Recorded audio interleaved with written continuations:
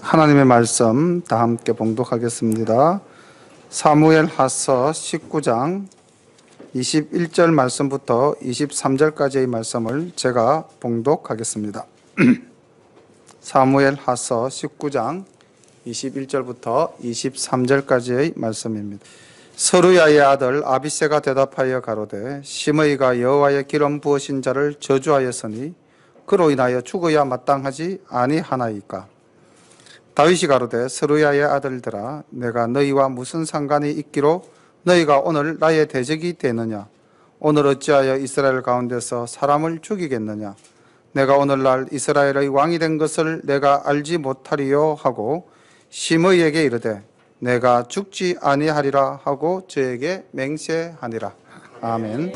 우리는 다윗 하면은 그 인생이 굉장히 형통한 사람으로, 굉장히 복받은 사람으로, 이스라엘의 영웅으로서 거의 흠결이 없는 사람으로 그렇게 생각하기가 쉽습니다. 특히 안 믿는 사람은 이 다윗 하면은 이스라엘의 영웅이요, 인류의 또 영웅의 한 사람으로 생각하는데, 우리가 지금 살펴보고 있는 이 다윗이라는 한 인간의 삶은 너무나 힘들고 어려운 것 같아요.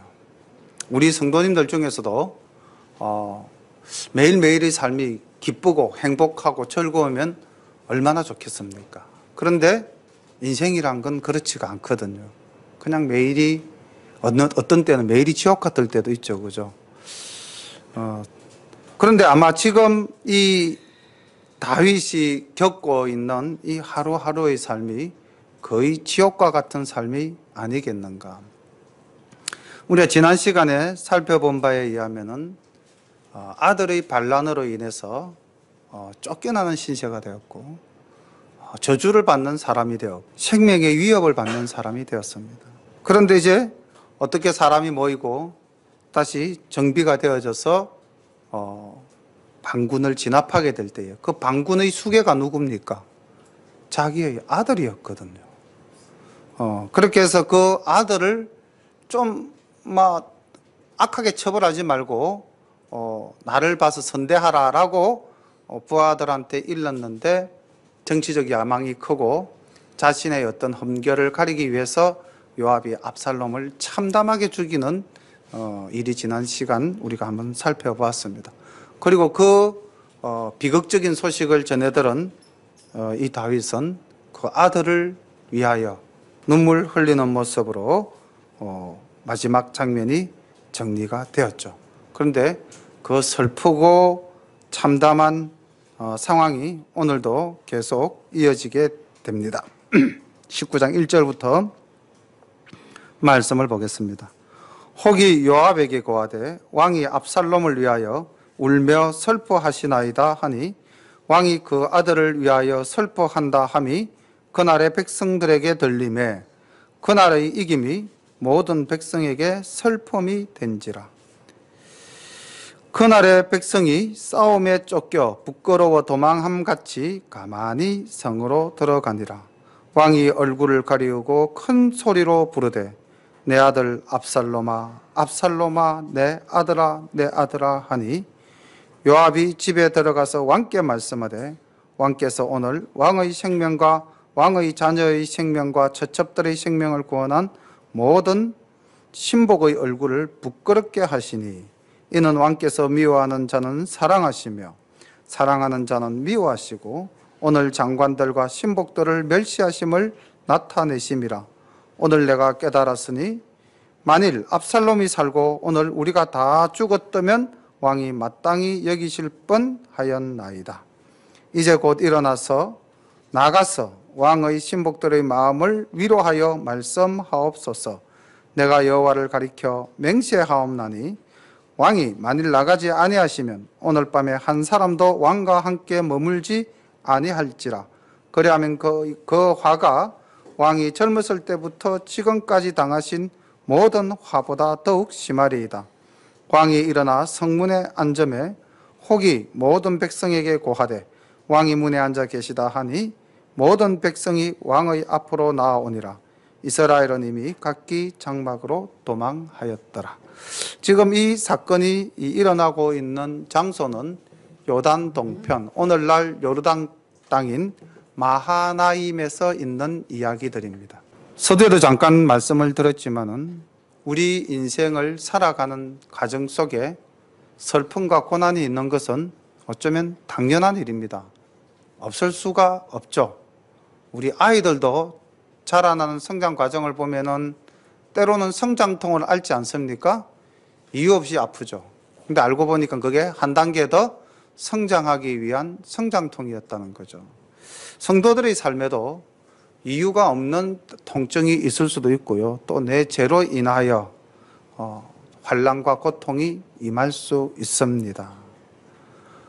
심지어는 이 땅에 사람으로 오신 예수님도 어떻습니까?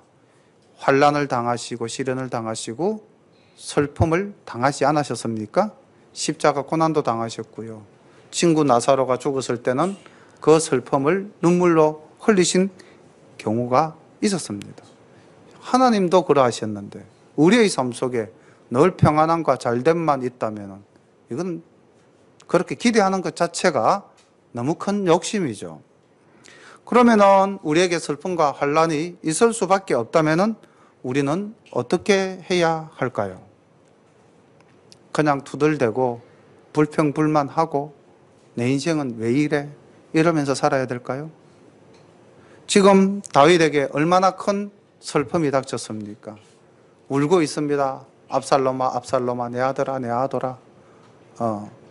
그런데 이 다윗이 이렇게 슬픔의 장기만 있을 수 있습니까? 아니죠.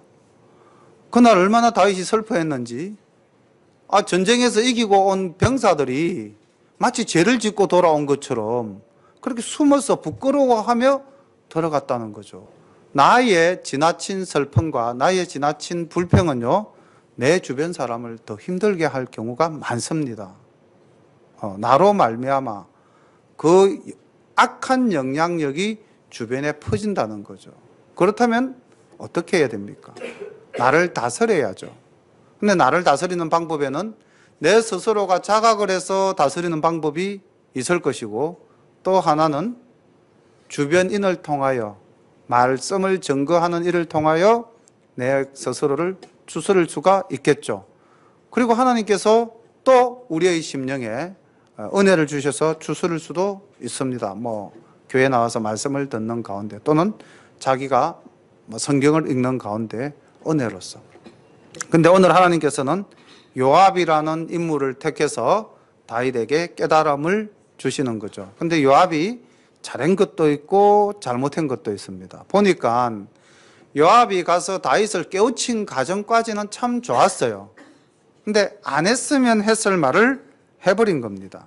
5절까지, 6절까지 이 요압이 말을 했다면은 참 좋았었는데, 요압이 7절 말씀을 하는 것은 그 마음속에 악함이 가득했기 때문에 그 본성을 숨기지 못한 것입니다.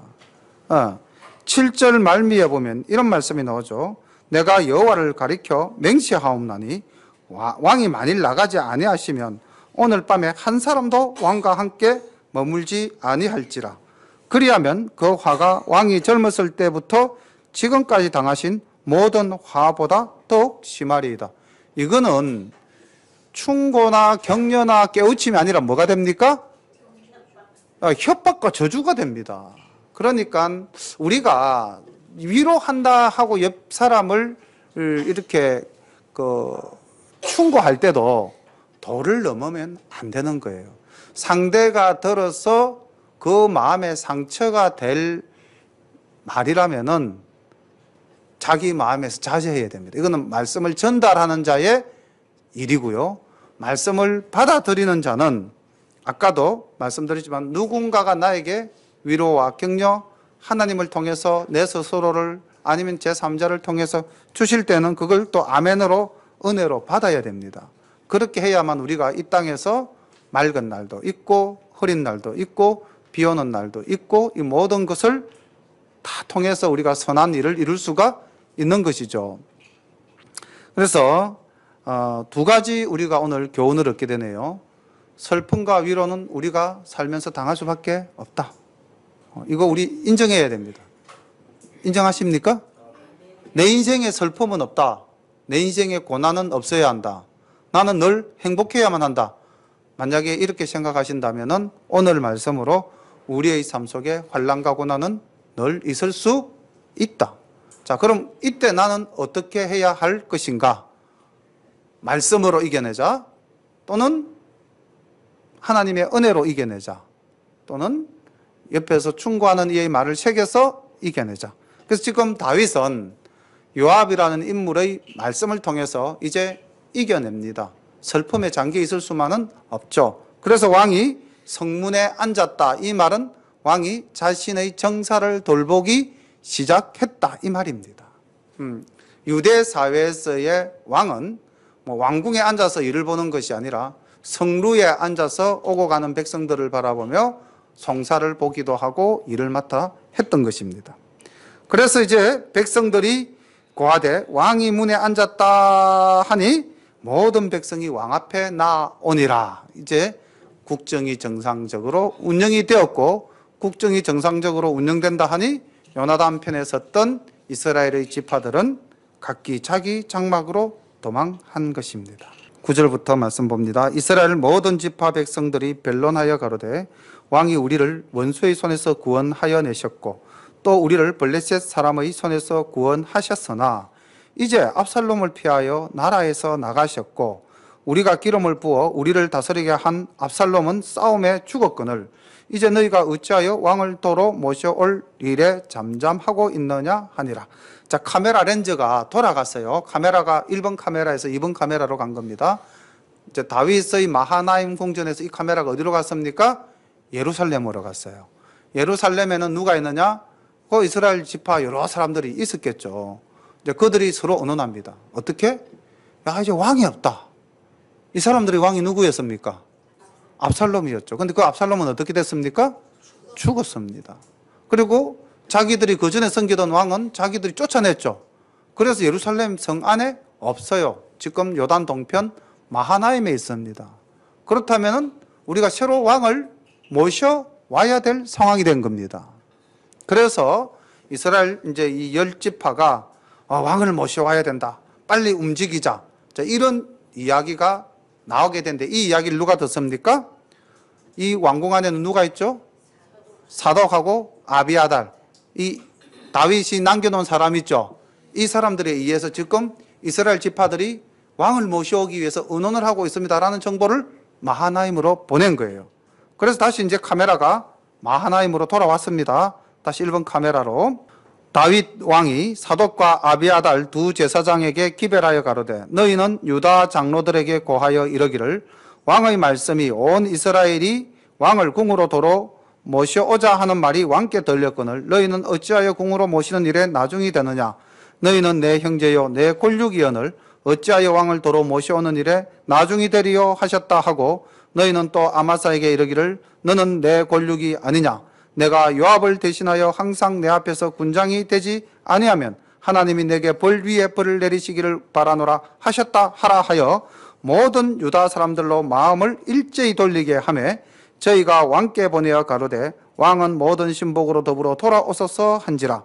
왕이 돌아와 요단에 이르매 유다 족속이 왕을 맞아 요단을 건너려 하여 길갈로 오니라. 자, 이 이야기는 무슨 이야기냐면은 이제 다윗이 예루살렘으로 황궁에서 다시 왕이 되어야 됩니다. 그런데 다윗 스스로가 예루살렘으로 올 수가 없는 일이에요. 왜냐하면 왕은 백성들의 지지와 환영을 받아야만 그 권위가 서는 거죠. 그래서 내가 돌아가려면 돌아갈 명분을 만들어줘야 되는데 지금 명분이 안 서는 거예요. 이스라엘 10지파는 언어만 하고 구체적 행동을 하지 않으니까 다윗이 누구에게?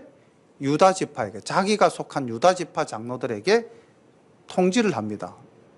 아마 여기 사독과 아비아달 두 사람을 메신저로 해서 연락을 했겠죠. 왕이 이스라엘 지파가 왕을 모시려고 하는 정보를 들으시고는 야, 그래도 왕께서 너희 유다 지파를 얼마나 사랑하시는지 너희들이 비록 압살롬을 왕으로 세우고 왕께 반역을 했지만은 왕은 그 모든 과거의 죄과를 다 덮으시고 너희들 유다 족속이 왕을 모셔오도록 선두에 서시기를 희망하고 계신다. 너희는 왕과 같은 골육 유다 지파가 아니냐. 빨리 앞장서라. 이렇게 이야기를 한 거예요. 못 믿겠다고 왕이 이런 말씀도 하셨어. 그 압살롬의 군대 장관이 누구였지? 누구였죠? 아마사였죠. 야, 근데 왕께서 말이야, 그 아마사를 자신의 군대 장관으로 삼으시겠대. 요압 대신에 아마사를 다윗 왕의 군장으로 삼겠다, 군총사령관으로 삼겠다 하시는 정보도 우리에게 주셨어. 믿어라. 이거는 왕이 틀림없이 우리에게 약속한 것이다. 이렇게 이제 유다 지파를 설득한 거예요. 그러니까 이제 유다 지파가 어떻게 됐습니까? 마음을 다 돌이켰다. 이렇게 기록되어져 있죠. 그렇게 해서 이제 다윗 왕을 모시러 가자. 아, 왕이 우리에게 원한이 없으시구나. 우리가 앞장서야지. 그럼 우리 족속에서 다윗 왕이 나오셨는데 하고 이제 내려갑니다. 자, 그러면은 한 상식적으로 생각해 봅시다. 나머지 10지파는 기분이 좋겠어요? 나쁘겠어요? 엄청 나쁘죠. 안 그렇겠습니까? 이게 지금 다윗이 잘하고자 한 일인데 에러였어요. 실수였습니다. 지나친 편에는 또 다른 화를 낳습니다. 우리가 자녀를 키울 때도 그렇지 않습니까? 자녀가 여럿 있는데 한 자녀를 지나치게 사랑하게 되면은 나머지 자녀들이 상처를 받아요. 그리고 피해의식을 느끼게 됩니다. 이게 나중에 형제 간에 우애가 금이 가는 일이 발생될 수도 있는 겁니다. 근데 지금 다윗은 이스라엘 예루살렘으로 항공하기 위해서 명분을 찾기 위해서 지금 유다 지파를 특정해서 작업을 시작한 거예요. 그리고 아마사를 자기의 군대 장관으로 삼겠다 한 것은 이 다윗 계산으로는 여러 가지 복잡한 계산을 세웠던 거예요. 첫째, 요압, 실초. 왜 실습니까? 내 아들을 죽인 자잖아요. 그전에도 자기를 많이 겁박했습니다. 나중에 살펴보겠습니다만은. 그래서 요압에게는 이제 신물이 나는 거예요. 그래서 이제 아마사를 내가 군대 장관으로 삼아야 되겠다. 그리고 아마사를 군대 장관으로 삼으면은 내가 그 반란했던 사람들에 대해서 적의를 품고 있지 않다 하는 것을 상징적으로 보여주는 일이 되는 것입니다. 여러 가지 지금 포석을 깔고 이런 일을 하고 있는 거예요. 그러다 보니까 이제 유다 지파도 왕의 진심을 알게 되었고 왕을 맞으러 나가게 되었습니다. 16절부터는 또 다른 카메라 3번이 돌아갑니다. 두 사람에게 포커스를 맞추는데요. 이 두 사람을 한번 잘 살펴봅시다.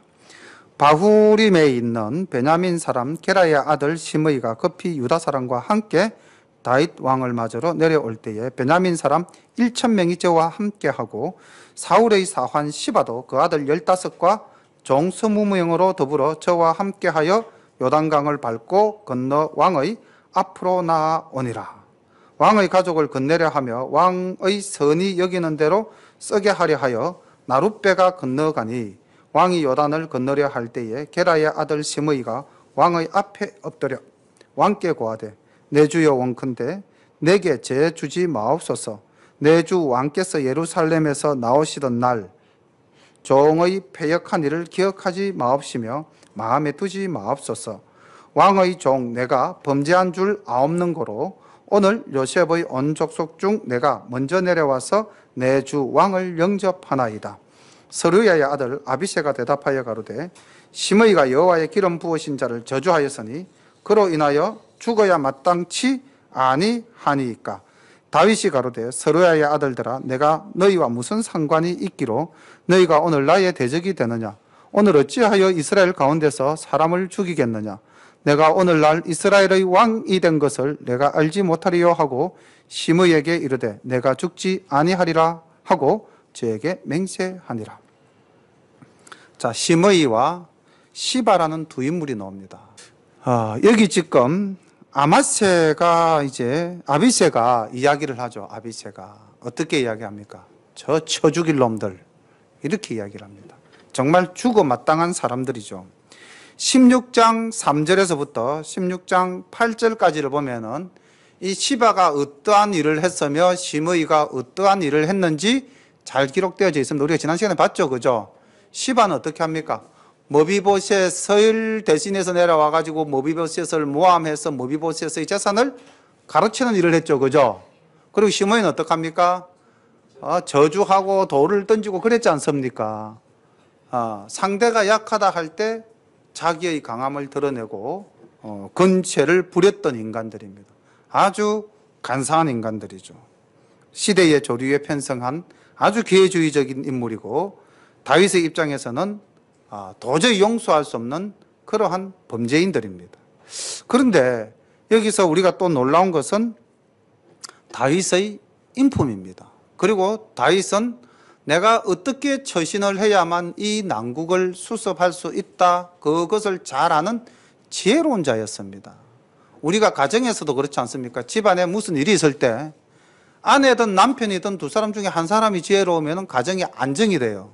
근데 남편이든 아내든 둘 다 지혜가 없으면 큰 싸움이 나고 결국에는 갈라지게 됩니다. 오늘날 우리 사회에 이혼율이 굉장히 높습니다. 학교에서 이렇게 아이들을 보면은 아이들이 힘들어해야 하고 아이들이 공부 안 하고 곁길로 나가는 애들은 하나같이 그 가정을 돌아보면 문제 있는 가정의 자녀들이에요. 가정이 무너진 집의 아이들은 아이들 자체가 무너지고 있는 겁니다. 부모님들은 그걸 잘 아시는지 모르시는지 모르겠어요. 부모님들이 만약에 그걸 안다면은 굉장히 양보하고 희생하고 그렇게 해서 자녀들을 길러낼 텐데, 제가 우리 이 한국 기독교가 정말 제일 먼저 부르짖어야 될 내용 중에 하나가 가정회복입니다. 예.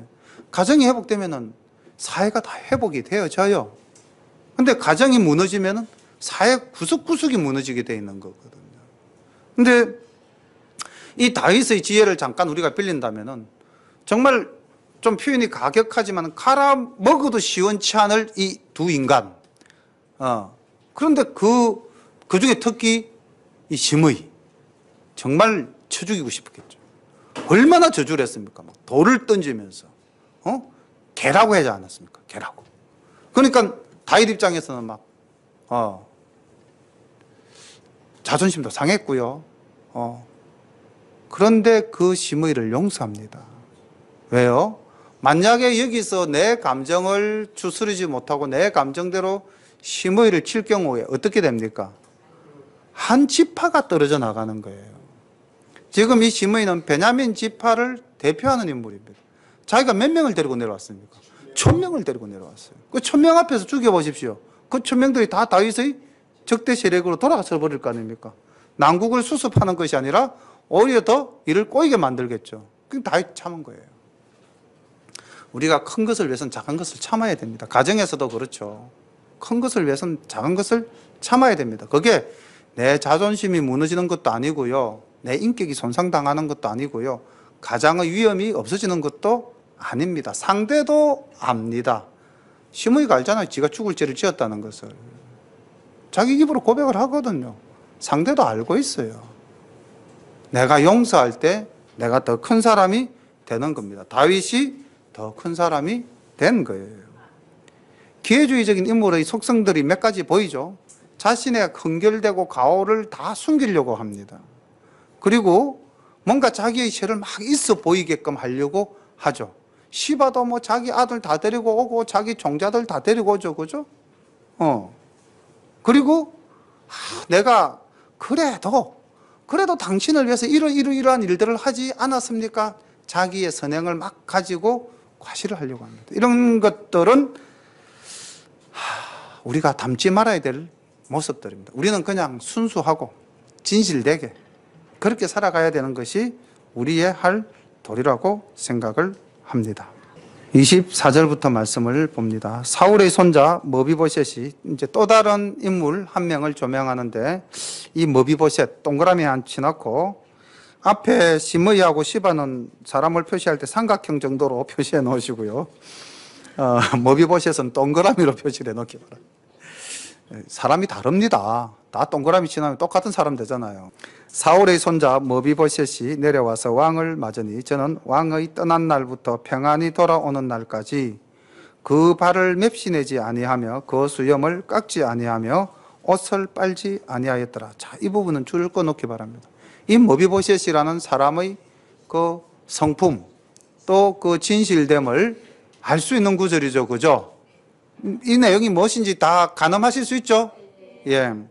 예루살렘에 와서 왕을 맞을 때에 왕이 저에게 물어 가로되 머비보셋이여 내가 어찌하여 나와 함께 가지 아니하였더뇨.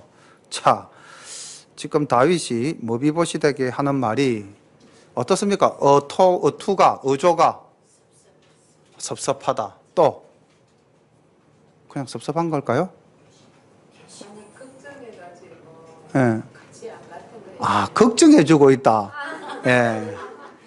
아닙니다. 예, 지금 섭섭하다 보다 조금 더 강도가 센 거예요. 어이, 괘씸한 놈, 이 나쁜 놈, 이런 거. 그러니까 지금 다윗의 마음속에는 아직까지 시바의 말이 진실로 남아있는 거예요. 시바가 그때 뭐라고 그랬습니까? 야, 잘됐다. 우리 할아버지 왕위를 지가 찬탈하더니 이제 드디어 그 왕위가 다시 우리 집안으로 돌아온다. 이렇게 외쳤습니다. 라고 시바가 다윗에게 거짓말했거든요. 그게 지금 내리에 남아있는 거예요. 아무리 선한 사람도 남이 모함한 말을 가져가는 겁니다. 이거 우리가 조심해야 될 일이죠. 사실 진실을 모르고 있을 때에 남이 한 말을 가지고 그것이 진실인 양 그 사람을 대하는 것은 옳지 않은 모습입니다. 지금 다윗이 그런 인간의 약점을 지금 보이고 있는 겁니다. 야, 너 왜 도대체 내가 너를 어떻게 대했는데 네가 이럴 수 있어? 나무라고 책망하고 지금 꾸짖는 어투죠. 어찌 이렇게 했어?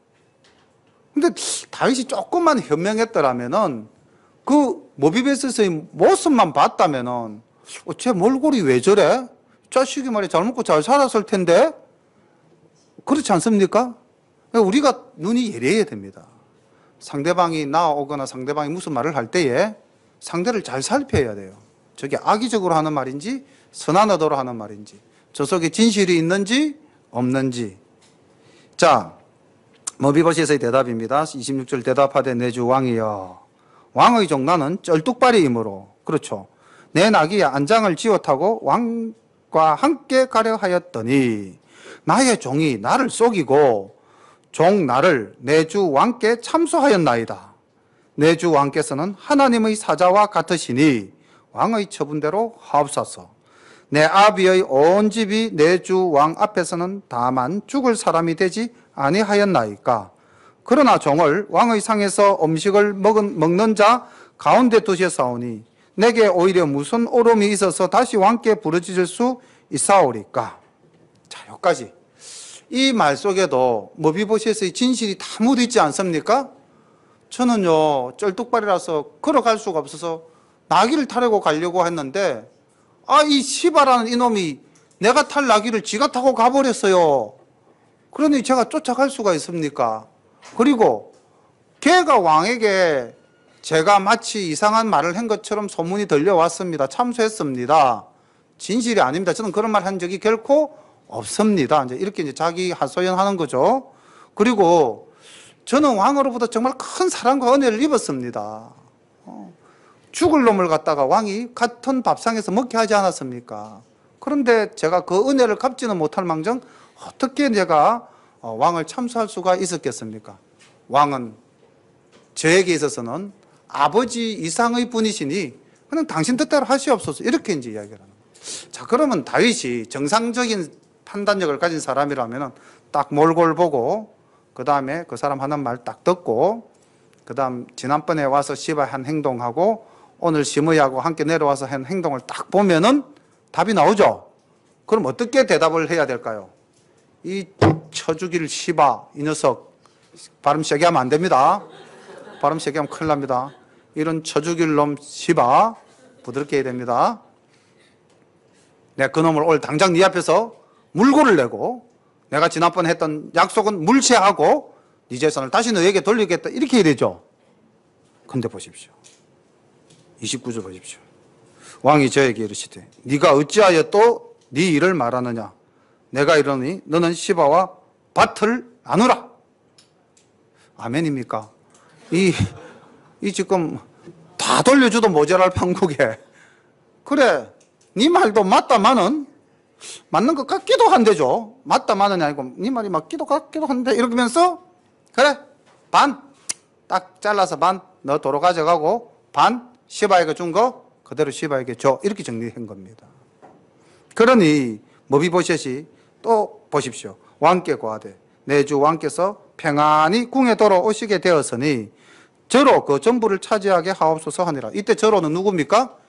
시바죠. 시바에게 다 주셔도 됩니다. 저는 왕이 무사히 돌아오신 것만으로도 만족합니다. 이런 사람입니다. 그러니까 참 그 아버지가 뛰어나면 아들도 역시 인품은 유전인자로 물려받는 거다. 그죠? 요나단이라는 인물이 어떤 인물이었습니까? 다윗에게 왕위를 줘버렸잖아요. 근데 지금 그 요나단의 아들이 머비보셋 아닙니까? 그 머비보셋을 가만히 보니까 그 말하는 거나 다윗을 대하는 태도가 아버지 요나단과 참 많이 닮았음을 볼 수가 있습니다. 자, 이 혼란한 상황 속에 세 명의 인물을 살펴봤어요. 심의, 시바, 머비보셋. 우리는 누구를 우리의 삶의 모델링으로 삼아야 할지는 답들이 다 나오죠. 예, 동그라미 치셨죠? 예, 뽐받지 말아야 될 사람 못 쳤습니까? 세모 쳤습니다. 또 세모 치기 기분 나쁜 사람은 X표에도 상관없습니다. 자, 31절 말씀 보겠습니다. 또 동그라미 치어야 될 인물이 한 명 나오네요. 길르앗 사람 바르실레. 바르실레에도 동그라미를 치기 바랍니다. 길르앗 사람 바르실레가 왕을 보내어 요단을 건네려고 로글림에서 내려와서 함께 요단에 이르니 바르실레는 매우 늙어 나이 80세라. 저는 그 부인고로 왕이 마하나임에 유할 때에 왕을 공개하였더라. 왕이 바르실레에게 이르되 너는 나와 함께 건너가자. 예루살렘에서 내가 너를 공개하리라. 바르실레가 왕께 고하되 내 생명의 날이 얼마나 이삭간데 어찌 왕과 함께 예루살렘으로 올라가리이까. 내 나이 이제 80세라. 어떻게 좁고 흉한 것을 분간할 수 있사오며 음식의 맛을 알 수 있사오리까. 어떻게 다시 노래하는 남자나 여인의 소리를 들을 수 있사오리까. 어찌하여 종이 내 주 왕께 오히려 누를 끼치리이까. 종은 왕을 모시고 요단을 건너려는 것뿐이오늘 왕께서 어찌하여 이 같은 상으로 내게 갚으시려고 하시나이까. 청컨대 종을 돌려보내옵소서. 내가 본성 부모의 묘 곁에서 죽으려 하나이다. 그러나 왕의 종 김함이 여기 있사오니 청컨대 저로 내 주 왕과 함께 건너가게 하옵시고 왕의 처분대로 저에게 베푸소서.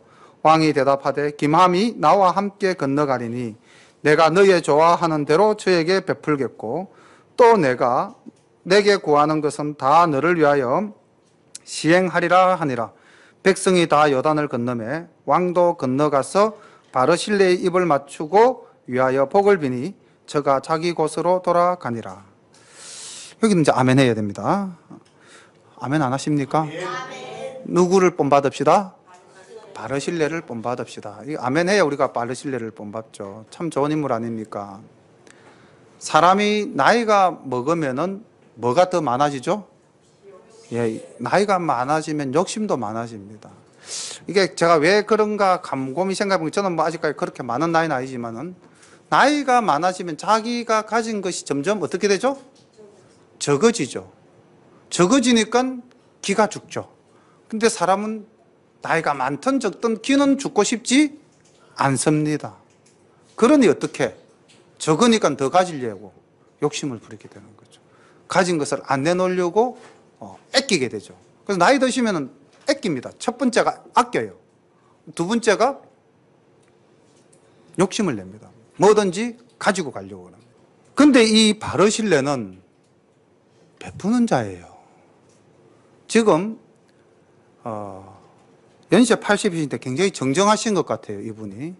그리고 자기가 가진 것을 가지고 이 마하나임으로 쫓겨온 왕을 공개하기 시작해서 아마 돌아가시는 날까지 계속해서 자기의 재산을 가지고 이 다윗을 도운 인물인 것 같습니다. 그래서 바르실레에 대한 다윗의 감정이 너무나 감사해서 이제 돌아가는 길이니 바르실레 같이 가자. 이제 내가 너를 네 죽는 날까지 내가 섬기겠다. 공개하겠다. 받들겠다.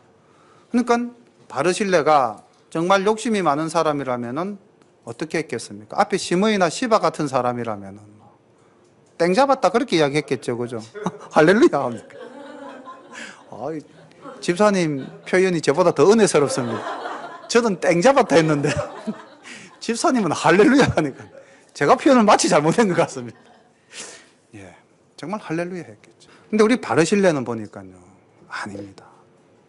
제가 이 나이에 왕에게 올라가서 누를 끼칠 수가 없습니다. 우리 정말 본받고 싶은 모습 아닙니까? 아낌없이 후원하고 어떤 보상도 바라지 않는, 예, 이런 마음이 진정한 선행인 거죠. 우리 뭐 조금 베풀고 나면 뭐 꼭 좀 뭐 다시 돌아오는 거 없나 막 이런 경우가 얼마나 많아요. 부부간에도 좀 그렇습니다. 저도 그렇고 아내한테 조금 해주고 뭐 더 큰 것이 돌아오기를 기다리고 있는데 아직 안 돌아오고 있습니다. 예, 인간이 그런 것 같아요. 근데 아닌 것 같아요. 바르실레 본받고 싶어요. 저도 본받고 싶습니다. 그리고 이제 아들을 추천을 하죠. 대신에 여기 좀 약간 모질하지만은 제 아들 기맘이 있습니다. 얘를 좀 이게 부모의 마음 아니겠습니까? 예, 뭐 제가 이제 더 무슨 영화를 누리겠습니까? 그냥 왕이시여 제 아들 하나 잘 챙겨 주십시오.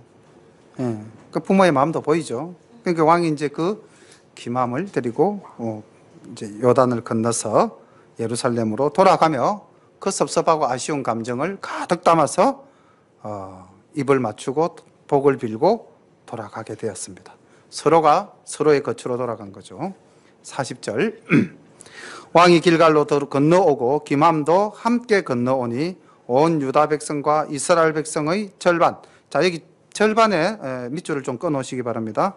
유다 백성과 온 유다 백성과, 여기는 온이죠. 온 유다 백성과 이스라엘 백성은 절반입니다. 절반이나 왕을 호행하니라.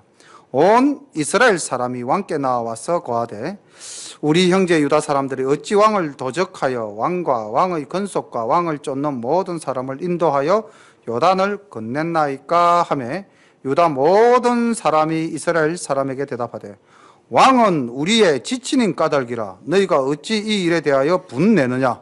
우리가 왕의 물건을 조금이라도 먹었느냐? 왕께서 우리에게 뭐 선물 주신 것이 있느냐?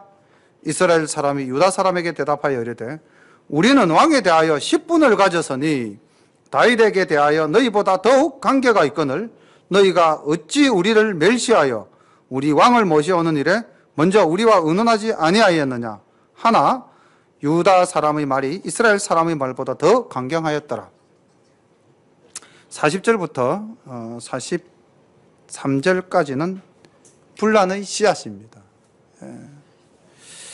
원래 이제 이 이스라엘이 12지파가 이렇게 똘똘 뭉쳐서 한 나라로 가야 되는데 이 이스라엘이 계속해서 대립과 갈등 속에 놓이게 되는 것 같아요. 이게 언제부터였냐면 다윗 때부터 계속했던 겁니다. 이게 뭐 어느 날 갑자기 솔로몬 때 솔로몬이 죽고 나서 남북으로 갈리어진 것이 아니고 이미 지금 이 보면 여기에도 이스라엘과 유다 필자가 달리 표현하고 있죠, 그죠? 예. 그러니까 물론 이 기록되어진 시기가 남북국 이후에 이걸 기록을 했다라고 본다면 이제 이렇게 표현을 당연히 할 수가 있겠고요. 어쨌든 그 이전이라 할지라도 뭔가 이렇게 민족 내부 간의 갈등이 있었던 겁니다. 우리나라도 뭐 이렇게 보면 지역적으로 갈등 관계에 있는 경우가 많지 않습니까? 그런데 아까 다윗이 이스라엘 지파들이 왕을 모시려고 하는 것에 대한 정보를 듣고 어떻게 했어요? 유다 지파에게 먼저 이야기했잖아요. 너희들이 먼저 와서 나를 빨리 모셔가라. 저 이스라엘 지파 애들이 언언을 하고 있지 않느냐. 그렇게 해서 이스라엘 지파가 내려왔지 않습니까? 유다 지파가 내려왔지 않았습니까? 그렇게 해서 그 유다 지파의 인솔하에 이제 건너가고 있는 거예요. 그 중에서 이제 뭐 이스라엘 지파 중에 반이라고 했으니까 또 이스라엘 지파 중에서 누가 내려왔습니까? 뭐 시므이가 지가 살기 위해서 베냐민 지파를 데리고 내려온 거죠, 그죠? 그러니까 지금 이 두 지파가 중심이 됐고 나머지 10지파 이스라엘 10지파는 뭔가 좀 이렇게 소외되었다는 감정을 많이 가지게 된 거죠. 그래서 이제 유다 지파에게 항변합니다. 그리고 다윗 왕에게 항변해요. 왕이시여, 당신은 우리 모두의 왕이지 않습니까? 왜 지금 오늘 이렇게 황궁하는 이 절차가 우리 모두의 영접을 받으셔도 되는데 왜 저 두 지파, 유다 지파하고 그 베냐민 지파가 중심이 되고 우리는 뭡니까 이거 뭐 서자입니까 뭡니까 이제 이렇게 이야기를 항의를 하고 있죠. 근데 여기에서도 보니까 다윗이 온전하게 판단을 안 내려준 것 같아요. 야, 그게 아니고 사실은 말이야. 이렇게 좀 변명하고 위로를 해줬으면은 이 이스라엘 지파들이 속이 덜 상했을 텐데 아무 말 안 하는 거예요. 보니까. 그래서 아무 말 안 해서 어떤 일이 있느냐? 오늘 오후에 설교하겠습니다. 예. 그러니까 이제 사실은 아무리 좋은 일을 한다고는 했지만은 그것이 전체의 뜻으로 이루어지지 않으면 뭐가 됩니까? 갈등과 분열이 일어나게 됩니다. 교회도 마찬가지예요. 교회가 우리가 좋은 목적을 가지고 선한 일을 한다고 하지만은 서로 의논하지 않고 서로 마음을 모으지 않고 그 일을 한다면은 결국은 섭섭한 게 남게 되고 소외받았다는 생각을 갖게 되고 분열과 갈등이 일어나게 되는 겁니다.